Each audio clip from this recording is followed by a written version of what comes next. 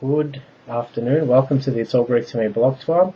I'm Dr. Paul Kiritsis, and this is blog number 35. Today we're going to be talking about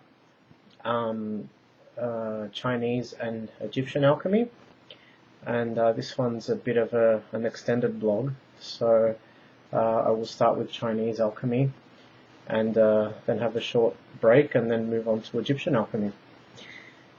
Much emphasis nowadays is placed upon Ptolemaic Alexandria as having provided the cultural humus out of which alchemical theory and practice arose.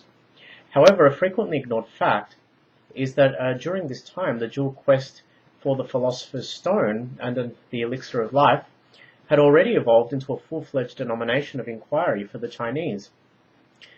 As a matter of fact, it just so happens that when Hellenistic scholars and philosophers busied themselves drawing together the practical and theoretical aspects of a tradition delineated by chemical stages, as well as an end result in the stone, Chinese alchemist Li Xiaochun was already attempting the first metallic transmutation at the imperial court of the Emperor Wu Di, who was around about between 140 and 86 BC, using cinnabar, an ore of mercury, as his prima materia.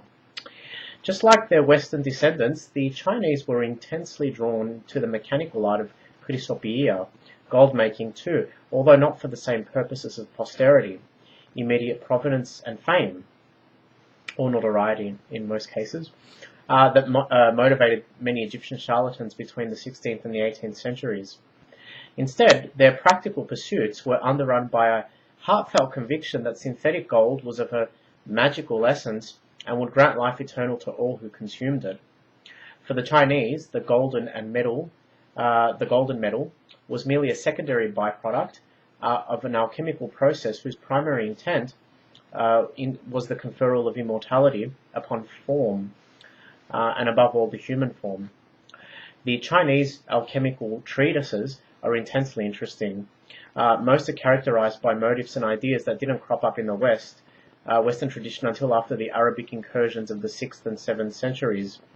These facilitated another cross-cultural dissemination of philosophical thought between medieval Europe, the Near East, and Asia via the maritime trading ports and intellectual centers of both Alexandria and Byzantium. Hence, some of the theoretical innovations that entered the alchemical cosmogony of the Christian West through the Islamic world may not have been original Arabic contributions at all, but rather reshuffling and recasting of ideas borrowed from the Chinese. Such a notion might also be vindicated by the fact that the Arabs traded with the Chinese and their missionaries attended the court of the Chinese emperor in Shenxi, a place where transmutational endeavors had been tried innumerable times over. Chinese alchemists also wrote their alchemical manuscripts using an apocryphal language that included, but was not exclusive to, acrostics, allegories, metaphors, and other ciphers to cloud chemical formula, processes, and mystical secrets from those deemed inept, ignorant, or downright unworthy. The first instance of allegorical encoding of alchemical knowledge in the West comes many centuries afterwards, when Egypto-Greek alchemist and Gnostic mystic Zosimus of Panopolis, who was around about 300 BCE, made rampant use of it to shroud his inwardly felt conviction that the transformation of consciousness and the purification of metals were esoteric and exoteric aspects of the same transitory, redemptive and cosmological process through which the human soul apprehended and reunited with the immaterial world of spirit. From this point onwards, the majority of alchemical writings proper in the West become so riddled with wordplay, allegory and verbosity that any uninformed attempt to make sense out of them or read their intended message, chemical, psychological, or spiritual, mimics an endeavor of trying to pinpoint the planet Uranus in the night sky without a star chart and 12-inch refractor telescope.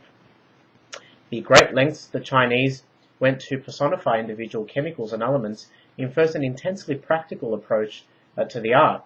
Thus, the mineral pigment, vermilion, became known as the Fair Lady, the arsenic sulfide mineral realga as the masculine yellow, and the mother of pearl as the cloud mother.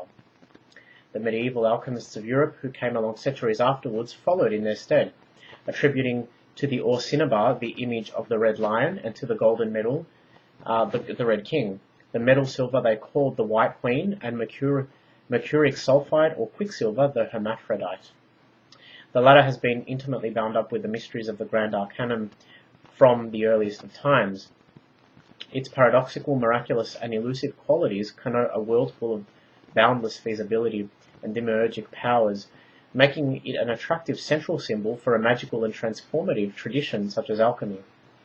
Lest we forget that the Chinese saw their elixir of immortality in a preparation of red mercuric oxide. Conversely, the Western alchemists sought the philosopher's stone in philosophical mercury. Perhaps the most interesting feature about Chinese alchemy is that it's based upon a vitalistic and animistic conception of the cosmos that presupposes that the reality of form matter has come about through an eternal battle between love and conflict.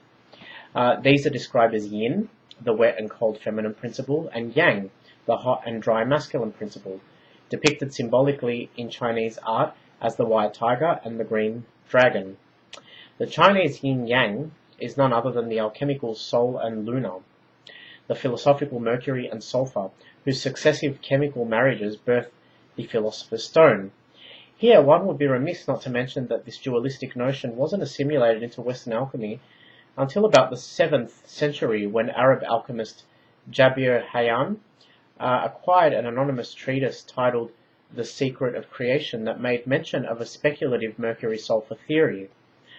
In any case, the husband and wife pairing of yin and yang, and Sol and Luna, are obviously the feminine and masculine aesthetic formative powers and generate inner friction, an internal struggle between yes and no, that eventually brings forth one's true essence, or astral body, if you like. The attainment of this inner fusion and the creation of essence depend largely upon one's ability to transcend suffering through concentration. As an entelechy, this essence is pure animating spirit, the immaterial form of God, wishing to unfetter itself from cumbersome laws imposed at the moment of one's incarnation or birth. It's nothing unique to the psychic or spiritual realms, for it occurs in and defines all processes of creation. Does a diamond body not arise from the detritus of carbon? The most prominent and earliest known literary composition concerning alchemy comes from China and deals with the creation of a universal elixir. The protagonist of the narrative was a real historical figure, a Taoist philosopher and alchemist named Wei Po Yang, who thrived sometime in the 2nd century CE. According to legend, Wei Po Yang spent many years studying the elementary imbalance in human physiology that disrupted a natural state of equilibrium, such as the one that obviously exists in the eternal metal, gold. A widespread belief of the time was that the riddle of immortality could be solved through the manufacture of a herbal medicine that would restore equipoise to the unbalanced human condition. Eager to test his own theory, Wei Po Yang gathers 3 of his closest disciples and ventures into the mountains. The 4 of them labour ceaselessly by collecting the requisite herbs for the admixture, grinding them into a fine powder, and then compressing small quantities into minuscule tablets, which Yang calls the pills of immortality. In a succession of events mildly reminiscent of contemporary scientific methodology, Yang has their efficacy tested on one of his travelling companions, which happens to be a white dog. Within seconds, the results vindicate that Yang's magnum opus is no elixir at all, but rather a potent poison. Distressed at his own incompetence, Yang swallows one of the pills and goes the way of the dog. So too does his closest and most faithful disciple, who considers it a dishonour not to submit to the same fate as his own master. But the remaining 2 neither share the same morals, nor are they as dauntless as their brother, so they return to their homes and make no further mention of the incident. One can only imagine their astonishment and ensuing disappointment when they receive a letter stipulating that all 3 victims have miraculously revived, and that they are now amongst the immortals. This tale, a clear allusion to the elixir of life, was told in China centuries before analogous ideas appeared in the 112 books of the Corpus Jabirianum, I think that's the way that it's said, a work attributed to Arab alchemist Jabir Hayyan, and moreover stories based on successful transmutations conducted by putative and legendary figures For example, the case of Nicholas Flamel, didn't emerge in the West until about the 16th century.